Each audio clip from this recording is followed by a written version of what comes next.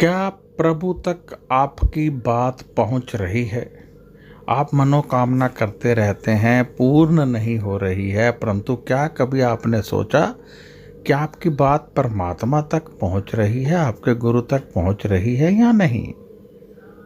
हम कैसे अपनी बात रखें कि उस प्रभु के श्री चरणों तक पहुंच जाए?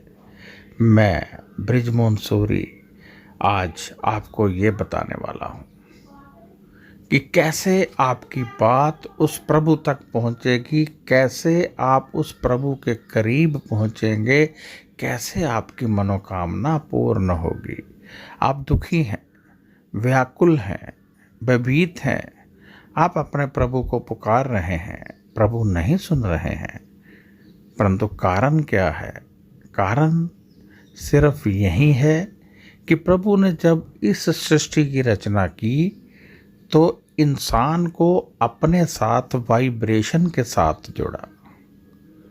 एक सिग्नल इंसान के शरीर में डाला और अपनी वाइब्रेशन ऊपर से नीचे की ओर फेंकी। अब जब आपका सिग्नल एक्टिवेट होता है, आपके शरीर से वाइब्रेशन निकलती है तो परमात्मा की वाइब्रेशन के साथ जुड़ती है, तब जाकर आपकी बात परमात्मा तक पहुंचती है। इसे सरल भाषा में बताने का प्रयत्न करूंगा, पूरा वीडियो देखते रहिए।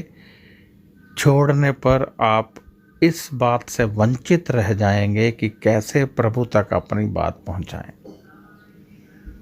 जब आप परमात्मा के समक्ष प्रार्थना करने बैठते हैं तो सर्वप्रथम प्रार्थना करने से पूर्व, अपनी मनोकामना कहने से पूर्व आप परमात्मा अपने गुरु का नाम सिमरन शुरू कीजिए ताकि आपका शरीर एक्टिवेट हो।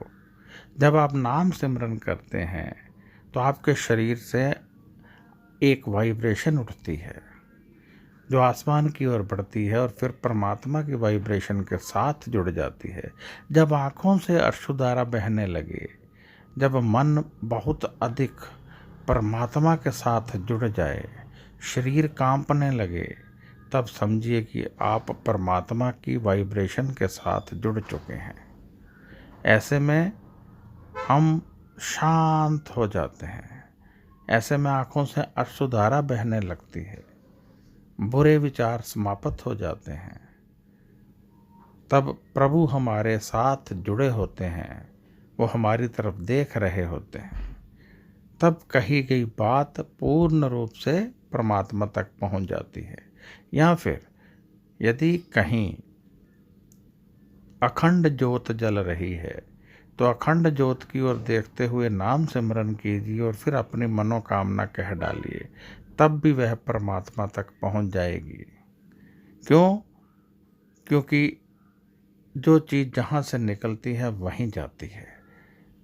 पानी जमीन से निकलता है तो जमीन में वापस भी जाता है, और इसी प्रकार ज्योत से अग्नि ऊपर की ओर उठती है, सूर्य की ओर जाती है और सभी देवताओं से होकर गुजरती है। आपकी मनोकामना उसी के साथ देवताओं तक पहुंच जाती है। जब मन व्याकुल हो, पाठ पूजा में आंखों से आंसू बह रहे हों, उस समय की गई मनोकामना अवश्य पूर्ण होती है।